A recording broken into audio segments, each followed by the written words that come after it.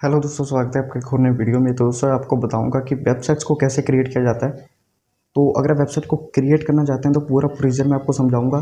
क्या क्या चीज़ें आपको चाहिए वेबसाइट को क्रिएट करने के लिए, कौन कौन सी लैंग्वेजेस का यूज़ किया जाता है, तो सब कुछ मैं आपको बताने वाला हूँ। दोस्तों सबसे पहले मैं आपको बता दूँ कि वेबसाइट जो है फुल कोडिंग के द्वारा बनाई जाती है। हर एक चीज़ जो है कोडिंग के द्वारा ही क्रिएट की जाती है। तो दोस्तों वेबसाइट अगर आप क्रिएट कर रहे हैं या करना चाह रहे हैं तो आपको बेसिक एक चीज़ पता होनी बहुत ज़रूरी है। तो वो चीज़ ये है कि वेबसाइट के दो पार्ट्स होते हैं, एक होता है फ्रंट एंड और दूसरा होता है बैक एंड। दोस्तों फ्रंट और बैक एंड को समझना बहुत ज़रूरी है, क्योंकि यही दो चीज़ें हैं जिसकी वजह से वेबसाइट को तैयार किया जाता है, वेबसाइट खड़ी होती है इन दोनों चीज़ों के ऊपर ही। दोस्तों फ्रंट एंड की सबसे पहले मैं बात करूँ तो फ्रंट एंड वो चीज़ होती है जिससे यूज़र इंटरेक्ट कर रहा है, जिसको यूज़र देख रहा है। ठीक है, तो एग्जांपल मैं आपको दूँ तो अगर आप facebook.com पे जाते हैं तो facebook.com पे जाने के बाद जो भी चीज़ें आप देख रहे हैं, ठीक है, जो कुछ भी देख रहे हैं, पोस्ट देख रहे हैं, लाइक कमेंट शेयर जो भी कर रहे हैं आप फेसबुक पे, तो सब कुछ फ्रंट एंड के अंदर आता है और उसको हम यूज़र इंटरफेस भी कहते हैं। तो यूज़र इंटरफेस जो है वो एक फ्रंट एंड का ही पार्ट है। तो ये सब चीज़ें जो है फ्रंट एंड के अंदर आ जाती हैं। दोस्तों अब बात करते हैं बैक एंड के बारे में। तो बैक एंड के अंदर हमारा आता है वेब सर्वर और डाटाबेस। तो वेब सर्वर का काम आप जानते ही होंगे, नहीं जानते तो बता देता हूँ। तो वेब सर्वर का काम होता है यूज़र की रिक्वेस्ट को एक्सेप्ट करना, फिर बाद में उसे रिस्पॉन्ड करना। तो डेटाबेस आप जानते हैं डेटा को स्टोर करने के लिए होता है।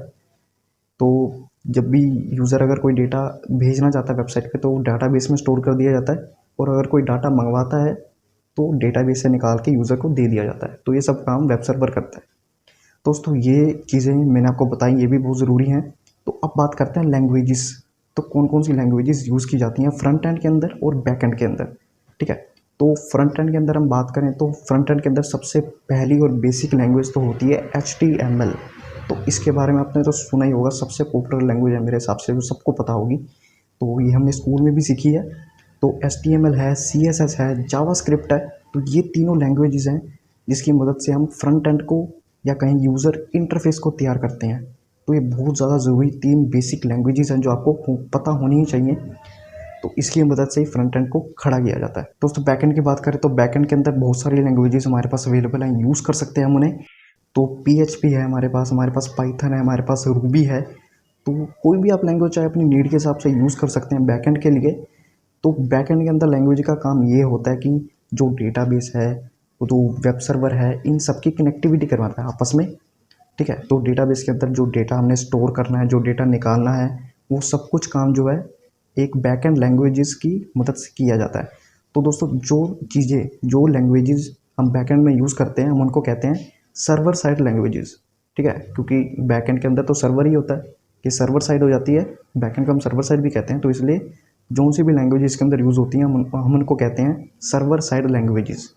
तो PHP मैं कहूँगा सबसे पॉपुलर और ज़्यादा यूज़ होने वाली लैंग्वेज है। पाइथन भी हम यूज़ करते हैं जैसे मैंने बताया आपको। तो वो आपकी नीड पे डिपेंड करता है बेसिकली। दोस्तों ये दो चीज़ें मैंने आपको बताई हैं, ये बेसिक चीज़ें हैं। वेबसाइट आप क्रिएट करना चाहते हैं तो ये तो आपको पता होनी ही चाहिए, इसलिए मैंने आपको बताई हैं। तो आगे मैं वीडियोज़ बनाऊँगा कुछ, और जिसके अंदर मैं HTML CSS JavaScript PHP Python इन सब के बारे में डिटेल में बात करूँगा, और इनकी मदद से कैसे वेबसाइट को तैयार करना है इसके बारे में भी बताऊँगा। तो दोस्तों आज का वीडियो यहाँ पर एंड करते हैं। अगर आपको वीडियो अच्छा लगा तो आप इसे लाइक कीजिए, आप शेयर कर सकते हैं अपने फ्रेंड्स के साथ। तो दोस्तों सब्सक्राइब भी कर लीजिए चैनल को। तो मिलते हैं अगली वीडियो में।